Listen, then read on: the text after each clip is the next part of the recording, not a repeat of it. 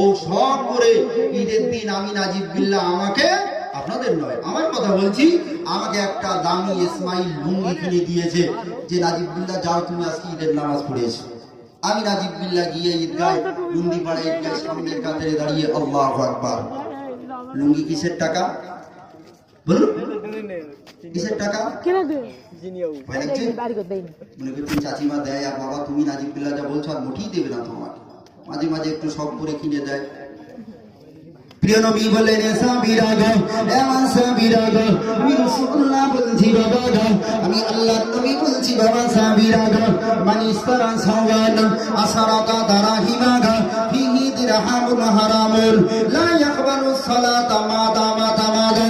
বিশ্ব নবীর সাহাবী হযরত আব্দুল্লাহ বিন ওমর ফারুক রাদিয়াল্লাহু তাআলা আনহু উনি বর্ণনা করেছেন, উনি ঘোষণা করলেন আল্লাহর নবী জানিয়েছেন বাবা সাবিরা গো এমন সাবিরা আমি রাসূলুল্লাহ জানিয়ে দিলাম বাবা গো মান ইসতারা সাওবান আসরাতা দারাহিমা ফিহি দিরহামুন হারামুন।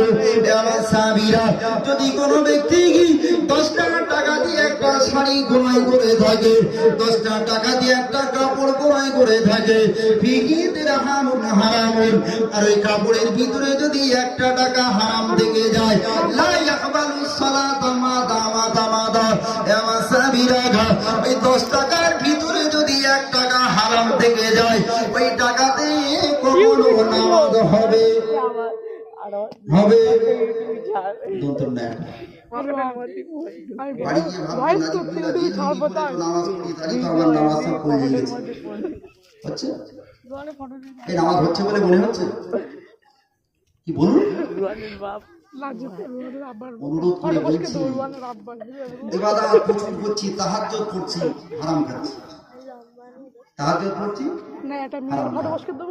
ও তাহাজ্জুদের কোনো দাম আছে? মেয়ের ফটো বসকে দেব। এই জোরে বলুন আছে? হ্যাঁ কেন? রাসূল বলেছেন যে বডি হারাম দিয়ে গঠিত ও বডির জন্য জাহান্নাম, জাহান্নাম অবধারিত।